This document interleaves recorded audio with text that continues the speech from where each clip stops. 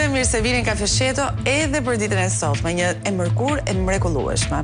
E jashtëzakonshme e mërkura veçanërisht pas ditës së djeshme dhe një kthese të papritur të ngjarjeve në këtë serialin e drejtësisë që vazhdojmë të ndjekim gjithë ankth dhe këshërimi të dashur dhe ndaj sot do të flasim për drejtësinë. Çfarë po ndodh me drejtësinë është tema që kemi për ditën e sotme, por ajo që ka ndodhur ditën e djeshme në fakt ka qenë e papritur për gjithë. Mendoj se ja hodhi Irena Gjoka bashkë me shokët dhe shoqet e saj të Spakut, por me sa duket kolegët, ata që në fakt afërmend çdo mendonim se do ishin ata që do e mbronin, pra gjykatësit e GKK-s, kanë vendosur që jo, nuk mund t'ja hedhi aq kollaj as Irena, as Maneku, as Shpata, as Gjini, as Buja. Dhe i fundit që mbyll derën, duket se do të sjell të gjithë të dhënat e çështjes së Irena Gjokës. Ka bërë 20 vendime gjykatësja Majnela Osmani, ku i ka kërkuar Spakut, mes gjithë atyre vendimeve ka vetëm një emërues të përbashkët. Hetoni, drejtë e mori. Hetojeni këtë grua dhe mbi të gjitha ka njohur çdo pretendim të Adriana Kalas, të Jamar Maltezit, të opozitës, dhe kujdo që e ka denoncuar Irena Gjokën si një nga falsifikatorët më të tmerrshme në historinë e re të vettingut, por ndërkohë ka qenë edhe protagonist ai famshmit, kujtohet, ai Altin Dumani, që në imagjinatën kolektive është ende kreu i Spakut, edhe pse e ka dorëzuar detyrën. Është kjo në fakt. Ka një kështu Dumani dhe Spaku, por në fakt e ka dorëzuar detyrën si kryetar, po vazhdon të jetë prokurori i Spakut që në dhjetor, një tjetër që do shkojë drejt hetimit po ashtu si Irena Gjoka, pasi pasuria e tij është pak pikpyetëse. I shtron vetes pyetje dhe i jep përgjigje. Shumë i pasur, më i pasur se ç'duhet, me justifikime krejt banale, gjëra të cilat sigurisht për shumë më pak kushdo tjetër ngeci çaloj në vetting. Ndaj duam të dim çfarë po ndodh me drejtësinë. Greta, ti si je njerëz sot? Unë ndihem si një kokë Alban Skënderaj që ende mund të ketë shpresë në fakt. Më pëlqen që edhe kur citon muzikë, citon vlonjat, nuk del fare nga. Qëndrueshmëria është çelësi për një të ardhme. Po sigurisht edhe vlora e qëndrueshme do ishte mirë. Ende kam shpresë edhe për atë. Më pëlqen shumë, sidomos ajo që po ndodh me Vlorën, ndërkohë gjithë qyteti është në kaos, çdo gjë po shkon për dreq, nga furnizimit e ujit te aksesi në tokë, rrugët skandal, gjithçka tjetër, s'ka më shërbime, në protestë tregtarët, banorët, nuk ka më plazhe dhe kryeministri që e ka thelp në zemër Vlorën, poston turistë të huaj duke bërë yoga. Në Vlorë? Nuk e pas kam parë këtë. Po nuk është se më bën çudi. Përgjithsisht është asnjë adresim për problemet e llatarshme dhe thelpsore që ka Vlora, por ai që e ka thelp në zemër poston vetëm të huaj duke bërë yoga. Është një ndonjëherë edhe perëndimin mes Sazanit si për treguar. Ata po bënin yoga në perëndim. Ishte edhe perëndimi. Është gjithmonë perëndim. Po e kanë fiksim këtë. E ka pas dhe Ilir Beqa para burgut, poston të video nga perëndimi.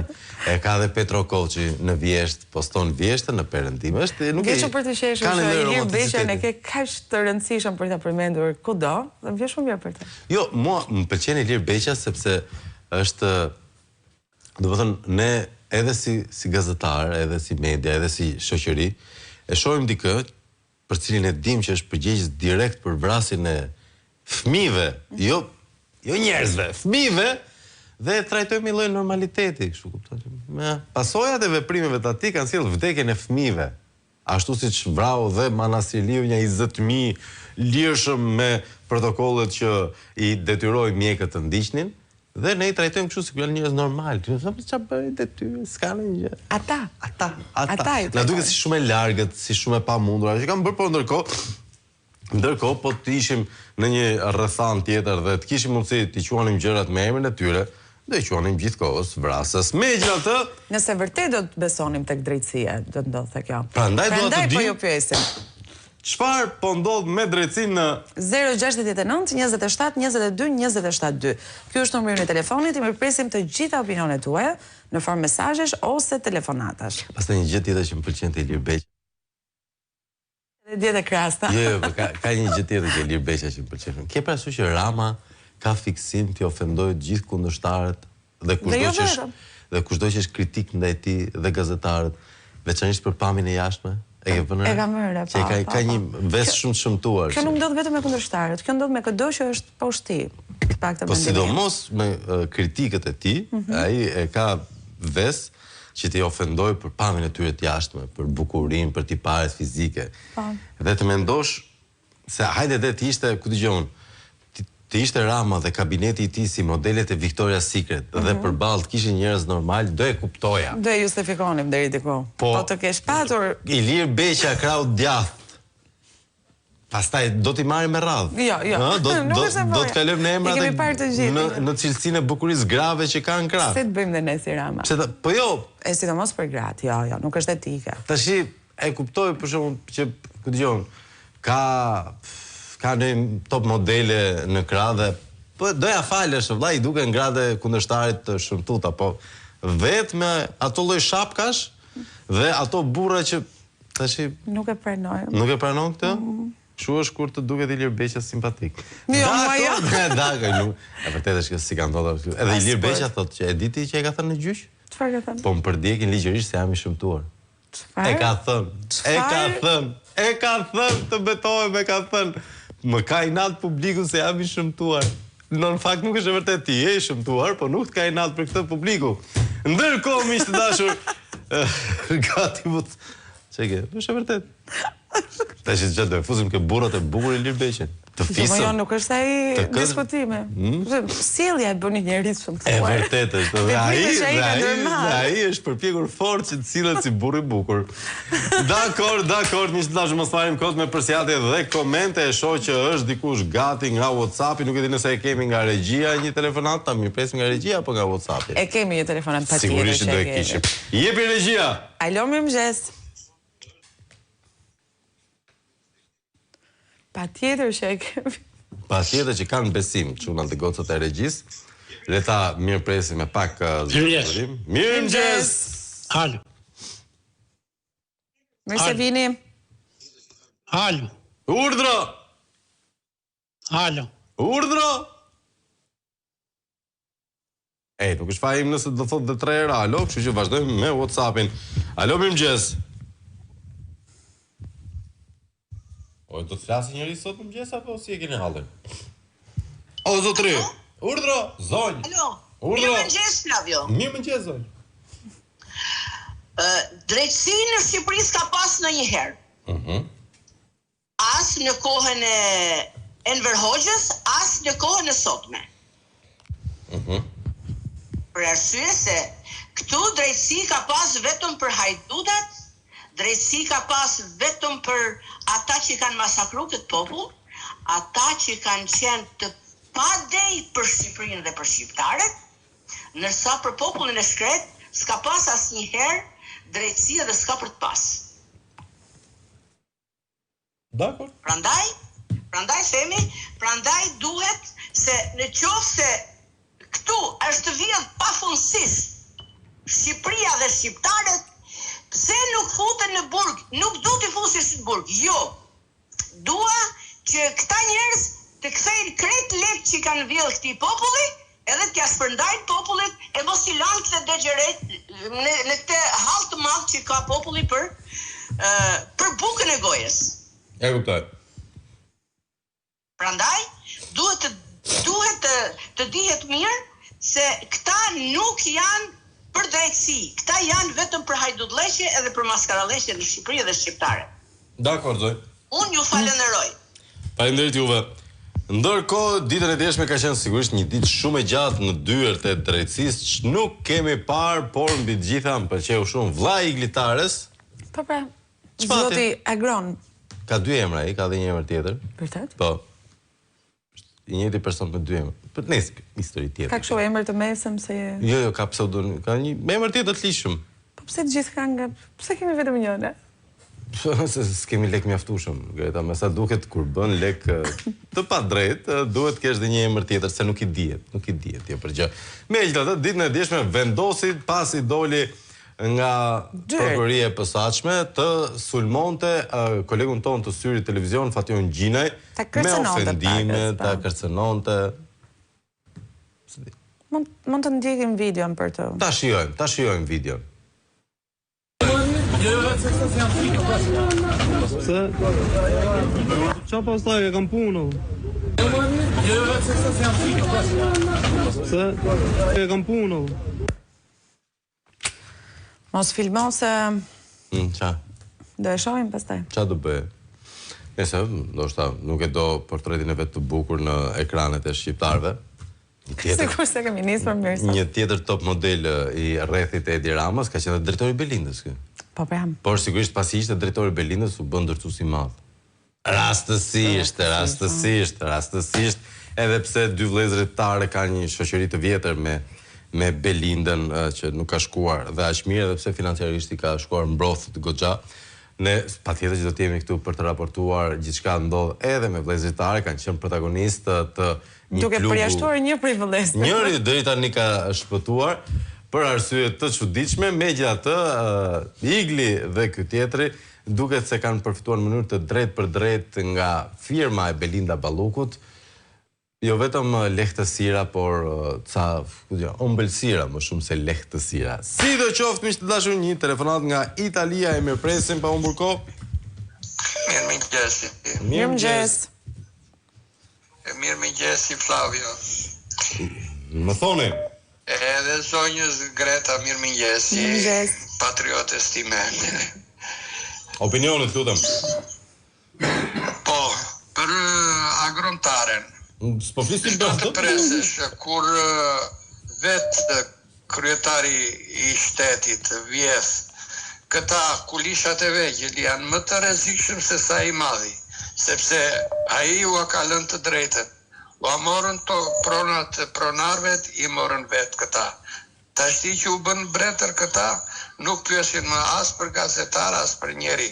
Edhe në qofse ai i tha atij legen apo këto, ai është me atë legen i mbushur jo me ujë të larna duart, po me ujë në larna mbeturinat e prapambetjes. Kështu, edhe unë ju përshëndes dhe uroj që jeni vetëm televizion që thoni të vërtetën. Ata të tjerë si Tok Qëni e Klane, më se thash, janë vetëm mbeturinat e shtetit. Dakor, faleminderit zotëri. Përshëndesim mikun ton nga Italia, ka qenë ditë e keqe gjithashtu për të tjerë hajdut në Spag ditën e djeshme dhe po me problemeve gazetarët e këta tjerët. Doli Mirlindat e Grida, qau, u përlot aty, ua, si s'më pyesin gazetarët. Fajti shumë monologje. S'më pyesin gazetarët, kështu thatë Grida. Nuk më kanë pyetur për versionin tim, a kanë askush nuk e ka ditur, po unë dhe vendosën ta pyesin dje gazetarët në mënyrë të drejtë për drejtë Mirlinda Karçanaj.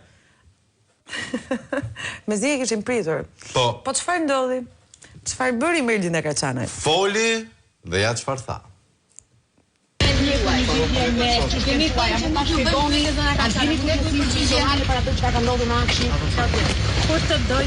Jo, zonja ka pretenduar që ne nuk e kemi pyetur në lidhje me ngjarjen. A mund të na sqaroni pozicionin tuaj? Mos dilni këto në pagat.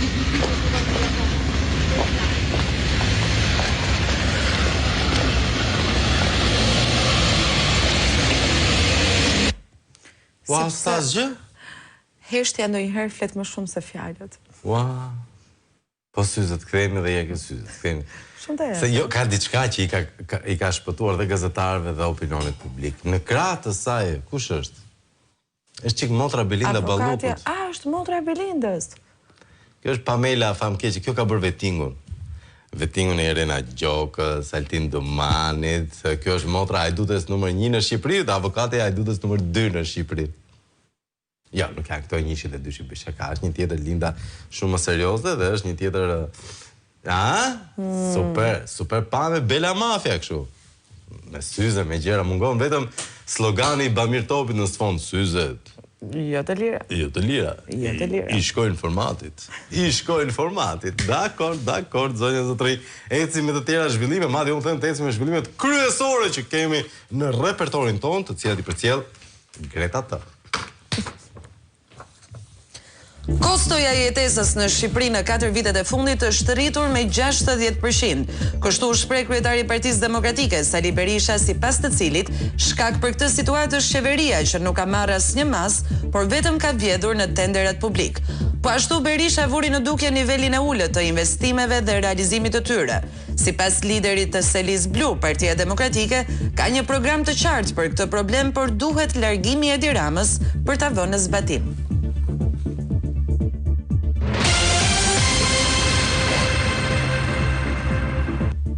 Ish drejtori Belinda Balluku, agrontare një herësh vëllai ish futbollistit iglitare u paraqit ditën e djeshme në SPAK. Pas 35 minutave në organin e akuzës, Tare ka refuzuar që të sqarojë pozitat e tij, por ka kaluar në ofendime dhe kërcënime ndaj gazetarit të Syri Televizion Fation Gjinaj. Tare kërcënoi gazetarin se përse po e filmonte në vend të sqarimit të dyshimeve të ngritura së fundmi, se ai dhe i vëllai rezultojnë të përfshirë në hetimet pasurore të ish së vendës kryeministres.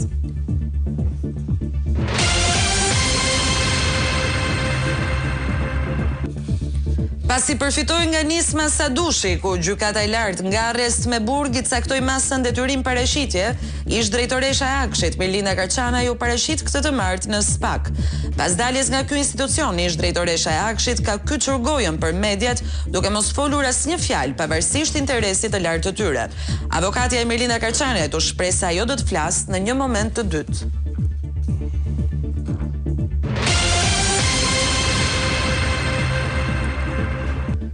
Gjykata ka rrëzuar vendimin e prokurorëve të SPAK që vendosën pushimin e hetimeve për Irene Gjokën. SPAK njoftoi mbylljen e hetimeve, por trupa gjykuese kërkoi që prokuroria e posaçme të kryejë hetimet e duhura, pasi nuk ka kryer asnjë procedurë hetimore. Gjykata i ka lënë 20 detyra SPAK që të mbledh të gjitha dokumentet e nevojshme dhe të pyes kallëzuesit dhe dëshmimtarët për këtë çështje. Jamarbër Maltezi dhe avokati Genc Gjokutaj u përshëndetën me vendimin dhe vunë në pa të gjitha provat që e fundosin Irene Gjokën, të cilat SPAK nuk i hetoi.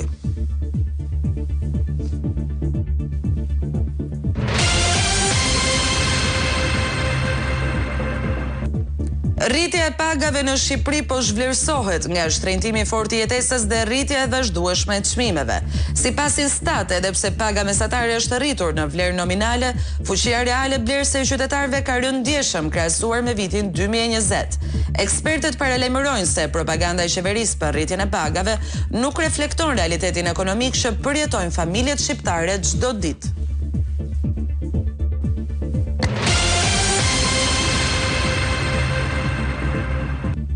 Mbledhja e Këshillit Bashkiak në Shkodër u shoqërua me debate dhe akuza të forta të ngritura nga këshilltarët e opozitës për shkak të paketës së maleve, konkretisht për zonën e Thethit.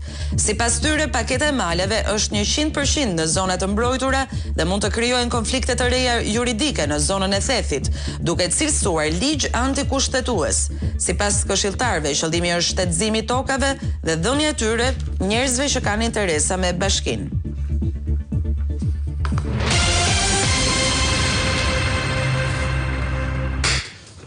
Rikthehemi në studion në transmetim të drejt për drejt, miq të dashur, të hedhim një sy mesazheve tuaja. Mirëmëngjes, na thot dikush. Thjesht mirëmëngjes. Mirëmëngjes. Që është edhe në një foto të kombëtares, e cila kombëtare nuk ka më Silvinion. Sa kesh. Në fakt pse? Sa mirë. E di. Kisha krijuar përshtypjen se Silvinio kishte shumë vite që ishte trajner në kombëtaren tonë. Zgjati ca, me thënë drejtën. 3 vite gjys, po më duket. Nuk e di, zgjati ca, u duk si një pafundësi, por tani më kemi një tjetër, apo jo? Po. E kemi trajner tjetër që nuk e njeh asnjë, por thonë që dikush mund ta njoh, duke luajtur në fakt ka trajnuar ekipe si Chievo Verona, Cagliari, Varese. Kategoria C1, C2, thonë italianët. Chievo Verona është lagje e Veronës. Lagje, është trajneri Astirit. Dhe jo, më fal, Verona, po kjo është qyteti i bukur, po, si më thënë, qyteti vogël, qyteti i bukur i Italisë, po i vogël. Mirë, po, unë përmenda ekipin më të mirë, do me thënë. Ky ishte, Chievo Verona ishte më i mirë. Dhe Cagliari. Edhe Cagliari. Dëshironi të mësoni ekipet e tjera? Jo, na i kurse, Greta. Megjithatë, Rolando Maran është trajneri i ri i kombëtares shqiptare. Jemi rikthyer në dashurinë që kemi për ndoshta stilin italian të të drejtuarit. Po, dhe i urojmë patjetër trajnerit ton të ri të kombëtares gjithë sukseset e botës dhe kupën e botës. Të marri pjesë, sigurisht, jo të fitoj mund. Po të marri pjesë, të paktën do na gëzonte lahtarisht shumë dhe patjetër që do jemi automatikisht tifozë të tij derisa të filloj të fusi në lojë njerëzit që nuk do trajneri dhe nuk do tifozeria, por i do llogaria. Kështu që deri në atë moment do ja japim besimin. Pastaj do fillojmë ta kritikojmë ashtu siç e do tradita. Mirëmëngjes Flav dhe Greta, këtë mesazh dua që ta lexoj Greta.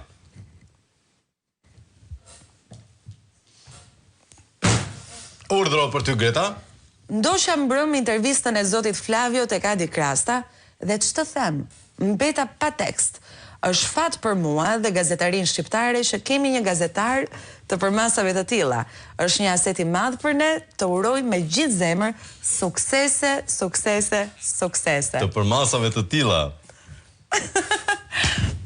Nuk ka fare të thot ajo, i nderuar koleg. Nuk do thot gjë, nuk do thot. Nuk do ja asun të servilosesh, po ishte një intervistë shumë e këndshme. Jo, këto shprehje se e di që mund dhe kjo është tezja ime. Është hallo, që na çon kështu mesazh. Hallo nga Athina. Dakor, mirëmëngjes, po ju shkruaj pasi mbështes propozimin e Krastës, se eci me të tjera mesazhe. Flavio, ke goditur dje. Bam. Vetë të mirëlindën mos ja shaj se kanë një mjeshtër që kur eci një lloj. M'duket se bravo bën gjasme se po jeton. Mos të hyj në sitën e zotit Berisha se shumë ja vasht. Do një çik piruaj, do një piru, kështu që të plugohet pak. Me shëra fjalla, sot në mbrëmje. Kemi një super mbrëmje sot në mbrëmje. Ky super gazetar i përmasave të tilla na ka premtuar, edhe pse nuk na ke dhënë asnjë lloj hinti. Se për çfarë do të flitet. Super gazetarët e plugut që kanë bërë një punë, do jemi ke sektori energjetik. Asa mirë. Kaq ditë them. Në fakt, këtë e ke thënë që lidhet pakës me ministrin, pra sot në 21:30 do të ndjekim një episod edhe me ministrin, edhe me ministren. Po se ne kemi dy ministra energjetike. Kemi Karakaçin, kemi edhe Ballukun. Është ministre, po mbi të gjitha, sonte kemi zbuluar ç'ne që e duan aq shumë ndërkombëtarët e Diramën.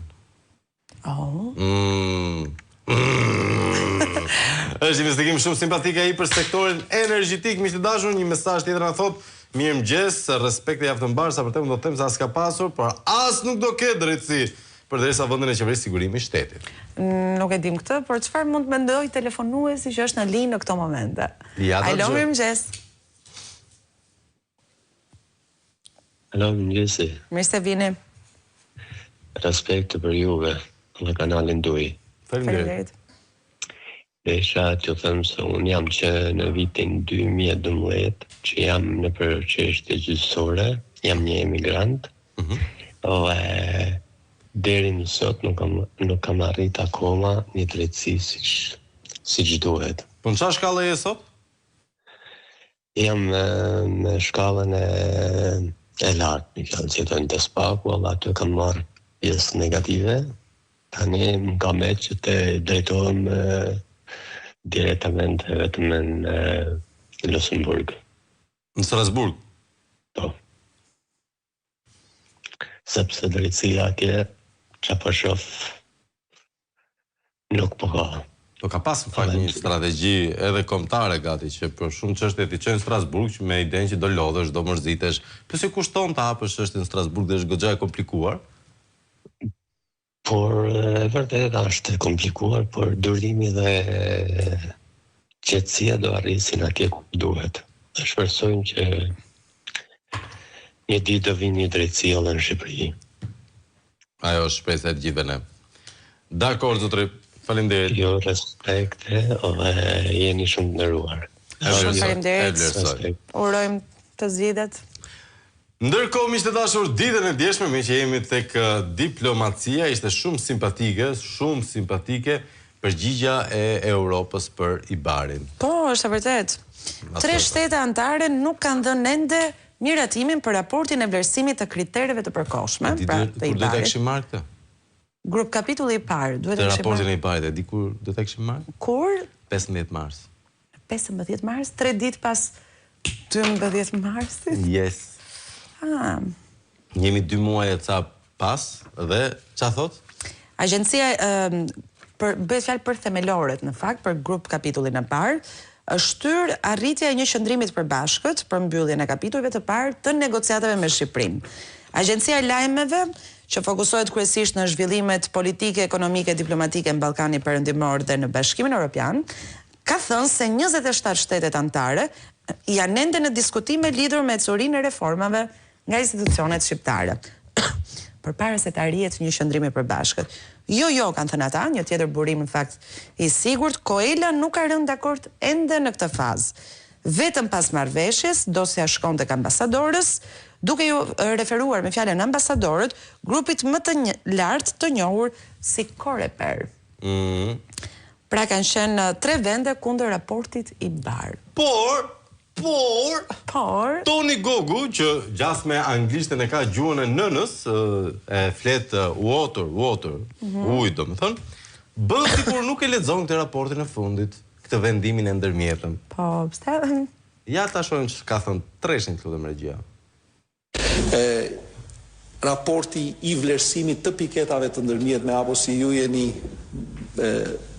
mësuar që ta thërrisni me gjuhën teknike, pra me akronimin teknik i Bari, ishte një proces teknik dhe është një proces që progresoi tashmë ka kaluar nga grupi i punës në grupin e ambasadorëve të vendeve antare, të vendeve të përhershme, dhe tregon që procesi lëviz, procesi ecën dhe ka mbështetje faktike dhe institucionale të çdo mase nga ana jonë, pra nga ana e shtetit shqiptar.